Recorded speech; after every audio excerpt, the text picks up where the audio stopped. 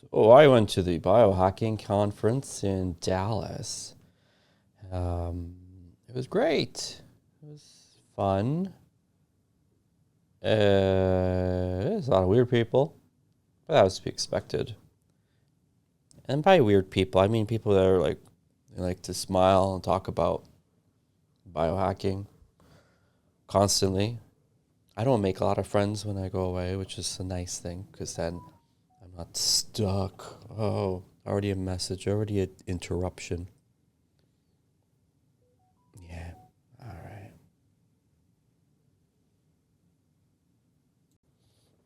I think my fear is if I start a conversation with someone that they're gonna like when you feed like a stray dog and they start following you. It sounds so terrible to say. I think I'm afraid I'm gonna get stuck having to entertain someone and they want to like go everywhere I go. Oh, I don't want you near me.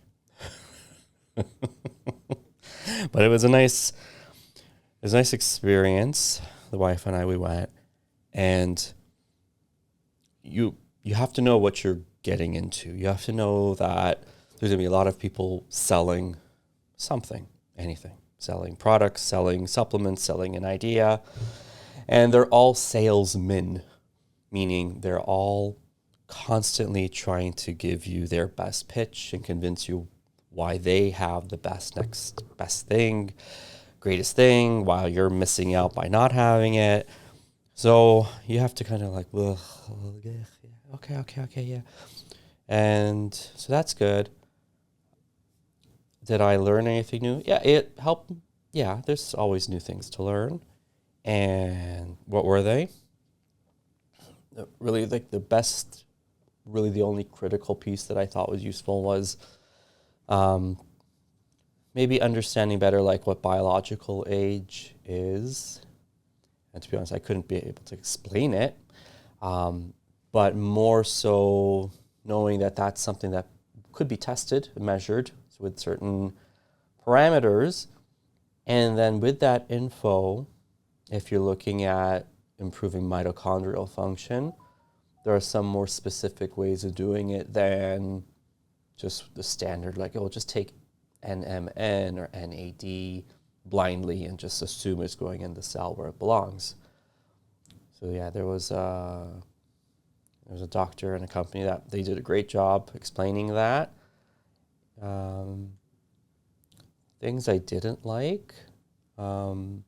There was a lot of big presenters, and I actually was impressed with I shouldn't say the quality of the presenters, but the notoriety for some very famous people in the field. And some of them are great, very professional, and some of them were pandering to the audience, and they're like very skilled lecturers or speakers that they use fake tears and like really like exaggerated pauses to get a point across. Because when you're doing a lecture and you do something and then you elicit like, oh, like you're doing it on purpose, which was odd because I'm used to more science-y things. So it's like a little bit more like black and white, despite being a naturopath. But these people in this space, they really want to go for emotion because they figure this is like all marketing ploys.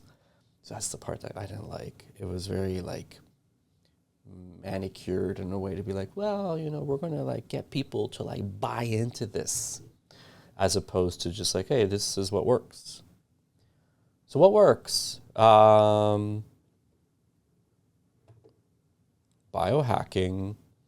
is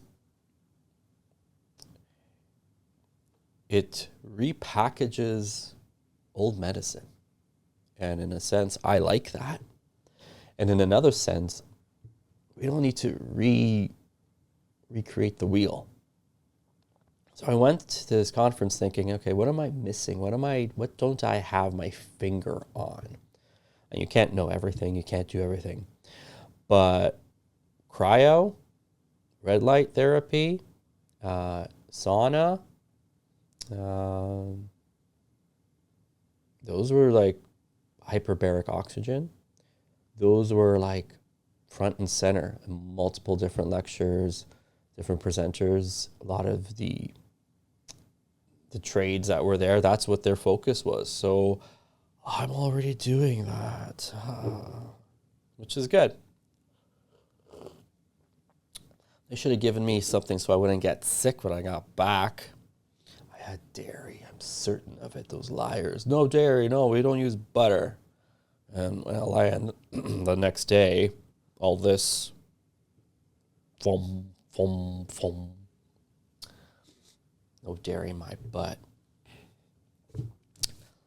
And so I think we're doing a pretty good job with the modalities or the different technologies in the space of biohacking. The area that I think we can explore more and learn and share more is in the specialty unique testing. And I think that there's a little bit of a bottleneck there. And especially like people like packaged product.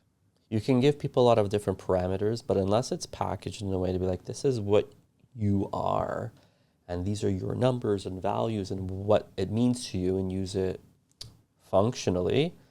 Otherwise, they're just numbers on a page. But when you can frame it in a sense like, well, you need this and you lack that, and this is, you got too much of that. Now people are, oh, that explains it. Does it solve all the problems? No, because the bigger problem is motivating people to make good changes in the first place. I'm not redoing it. So you have to be motivated to feel better. How do you get people to be motivated? Maybe show them how it's done. Lead by example. Maybe talk about it all the time, passionately, to motivate and encourage people to be like, oh, that sounds good. I'd like to feel better. I'd like to be not old all the time. Sometimes it is taking things that we already have and packaging them in a way that looks more appealing. There's part of that. That's true. And so when people will be like, well, isn't that just repackaging? It's like, well, yeah. Sometimes you have to repackage things in a way that makes it look better than it was. I mean, that's why they come up with new car models every year. Is it the same as last year? Yeah, but it comes in black now. All right, I'll buy it.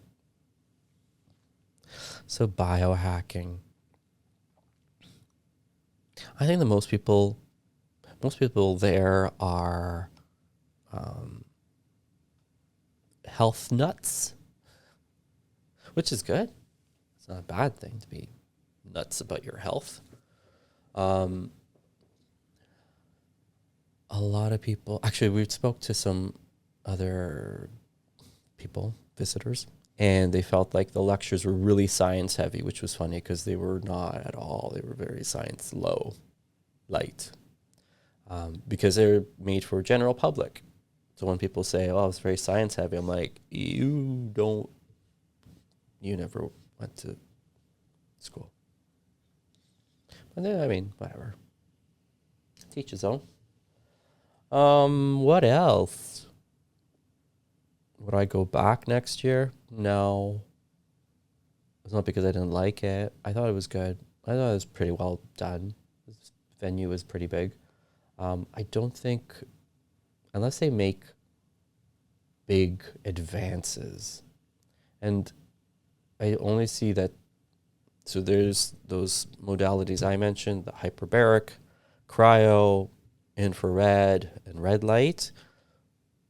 What I saw a lot of the trades, what they were trying to promote was like frequency medicine, which I do have an interest in, strong interest. And I think that there's meat there, but it's so far behind that in 5 years, I don't think that they'll have units that I don't think they have, the science will have caught up to what the claims are.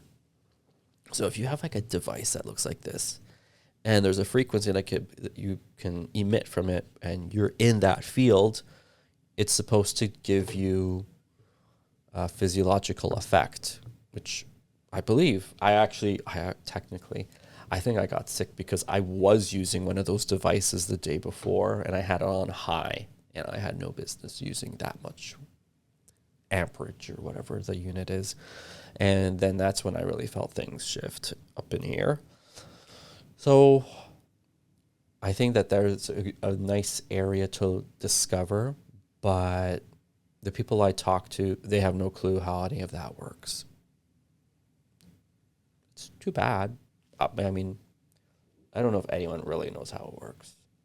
People have ideas, and then a lot of people that were, like, I guess, promoting products, they would just kind of be creative and zap you here, or zap you here, or zap you here, because someone said to do that.